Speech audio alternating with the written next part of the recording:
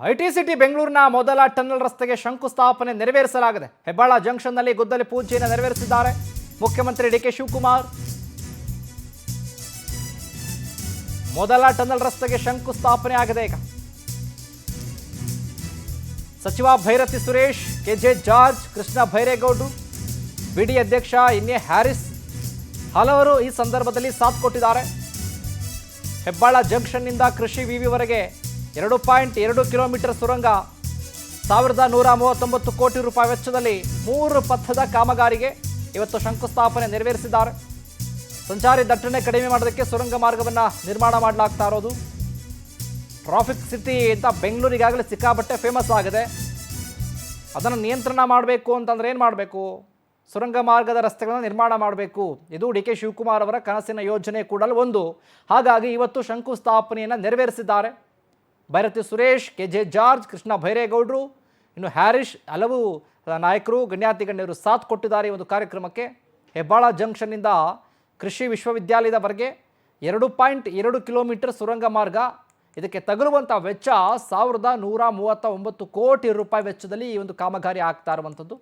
ಸಂಚಾರ ದಟ್ಟಣೆ ನಿಯಂತ್ರಣ ಮಾಡೋದಕ್ಕೆ ಈ ಒಂದು ಯೋಜನೆಯನ್ನು ಈಗಾಗಲೇ ಡಿ ಕೆ ಶಿವಕುಮಾರ್ ಪ್ಲಾನ್ ಮಾಡಿದರು. ಸಿಕ್ಕಾಬಟ್ಟೆ ವಿರೋಧ, ಯಾವುದೇ ಕಾರಣಕ್ಕೂ ಮಾಡಲೇಬಾರ್ದು ಅಂತ.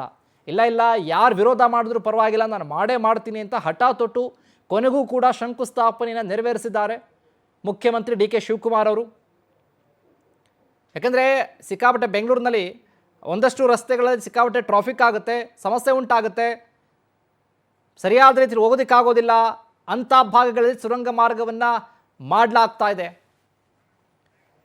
ಇನ್ನು ಇದೇ ವಿಚಾರಕ್ಕೆ ಸಂಬಂಧಪಟ್ಟ ಹಾಗೆ ಹೆಚ್ಚಿನ ಅಪ್ಡೇಟ್ಸನ್ನು ಕೊಡ್ತಾರೆ ನಮ್ಮ ಪ್ರತಿನಿಧಿ ಆನಂದ್. ಲೈವ್ನಲ್ಲಿ ಜಾಯ್ನ್ ಆಗ್ತಿದ್ದಾರೆ. ಆನಂದ್, ಇವತ್ತು ಇದೇ ಸುರಂಗ ಮಾರ್ಗಕ್ಕೆ ಶಂಕುಸ್ಥಾಪನೆ ನೆರವೇರಿದೆ. ವಿರೋಧದ ನಡುವೆಯೂ ಕೂಡ ಡಿ ಕೆ ಶಿವಕುಮಾರ್ ಅವರು ಇವತ್ತು ಶಂಕುಸ್ಥಾಪನೆ ಮಾಡಿದ್ದಾರೆ. ಅಪ್ಡೇಟ್ಸ್ ಕೊಡೋದಾದ್ರೆ ಶಿವಕುಮಾರ್, ಪ್ರಮುಖವಾಗಿ ಬೆಂಗಳೂರಿನ ಮೊಟ್ಟಮೊದಲ ಟನಲ್ ರಸ್ತೆಗೆ ಇವತ್ತು ಶಂಕುಸ್ಥಾಪನೆ ಆಗಿರ್ತಕ್ಕಂಥದ್ದು. ಸಿಎಂ ಡಿ ಕೆ ಶಿವಕುಮಾರ್ ಅವರು ಇವತ್ತು ಹೆಬ್ಬಾಳ ಜಂಕ್ಷನ್ ಬಳಿ ಇದಕ್ಕೆ ಚಾಲನೆಯನ್ನ ಕೊಟ್ಟಿದ್ದಾರೆ. ಹೆಬ್ಬಾಳ ಜಂಕ್ಷನ್ ನಿಂದ ಮೇಕ್ರಿ ಸರ್ಕಲ್ ವರೆಗೆ ಕೂಡ ಸುಮಾರು 2.5 ಕಿಲೋಮೀಟರ್ ಅಷ್ಟು ಉದ್ದದ ಒಂದು ಟನಲ್ ಇದಾಗಿರ್ತಕ್ಕಂಥದ್ದು. ಇದಕ್ಕಾಗಿ ಸುಮಾರು 1200 ಕೋಟಿಯಷ್ಟು ರೂಪಾಯಿಯನ್ನ ಖರ್ಚು ಮಾಡಲಾಗ್ತಾ ಇದೆ. ಪ್ರಮುಖವಾಗಿ ಈ ರಸ್ತೆ ಏನಾದರೂ ಆದ್ರೆ ಹೆಬ್ಬಾಳ ಜಂಕ್ಷನ್, ಬ್ಯಾಟರಾಯನಪುರ, ಯಲಹಂಕಕ್ಕೆ ಸಂಪರ್ಕ ಕಲ್ಪಿಸ್ತಕ್ಕಂಥ ಒಂದು ರಸ್ತೆ ಏನಿದೆ ಇದು ಬಹಳಷ್ಟು ಒಂದು ಸುಗಮ ಆಗ್ತಕ್ಕಂಥ ಒಂದು ಸಾಧ್ಯತೆ ಇದೆ. ಯಾಕೆಂತಂದ್ರೆ ಈಗಾಗಲೇ ಹೆಬ್ಬಾಳ ಜಂಕ್ಷನ್ ಮತ್ತೆ ಮೇಕ್ರಿ ಸರ್ಕಲ್ ಭಾಗದಲ್ಲಿ ಸಿಕ್ಕಾಪಟ್ಟೆ ಒಂದು ಟ್ರಾಫಿಕ್ ಆಗಿ ಜನಸಾಮಾನ್ಯರಿಗೆ ಸಿಕ್ಕಾಪಟ್ಟೆ ತೊಂದರೆ ಆಗ್ತಾ ಇತ್ತು. ಈಗ ಈ ಟನಲ್ ಏನಾದರೂ ಆದಷ್ಟು ಬೇಗ ಆದ್ರೆ ಬೆಂಗಳೂರಿನ ಒಂದು ಟ್ರಾಫಿಕ್ ಒಂದಷ್ಟು ಸುಧಾರಿಸತಕ್ಕಂಥ ಸಾಧ್ಯತೆಗಳು ಕೂಡ ಇರ್ತಕ್ಕಂಥದ್ದು.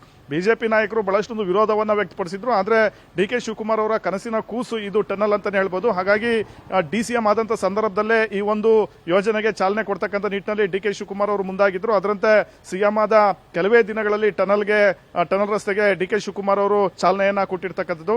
ಮತ್ತೆ ಎಲ್ಲೂ ಕೂಡ ಸಾರ್ವಜನಿಕ ಆಸ್ತಿ ಪಾಸ್ತಿಗೆ ತೊಂದರೆ ಆಗದ ರೀತಿಯಲ್ಲಿ ಬಹಳಷ್ಟೊಂದು ತಾಂತ್ರಿಕವಾಗಿ ಈ ಒಂದು ಟನಲ್ ಯೋಜನೆಗೆ ಚಾಲನೆ ಕೊಡೋದಕ್ಕೆ ಇವತ್ತು ರಾಜ್ಯ ಸರ್ಕಾರ ಮುಂದಾಗಿರ್ತಕ್ಕಂಥದ್ದು. ಸದ್ಯ ಡಿ ಕೆ ಶಿವಕುಮಾರ್ ಅವರು ಈಗಷ್ಟೇ ಈ ಒಂದು ಟನಲ್ ರಸ್ತೆಗೆ ಶಂಕುಸ್ಥಾಪನೆ ನೆರವೇರಿಸಿದ್ದಾರೆ. ಶಿವಕುಮಾರ್, ಥ್ಯಾಂಕ್ ಯು ಆನಂದ್, ನಿಮ್ಮೆಲ್ಲ ಮಾಹಿತಿಗಾಗಿ.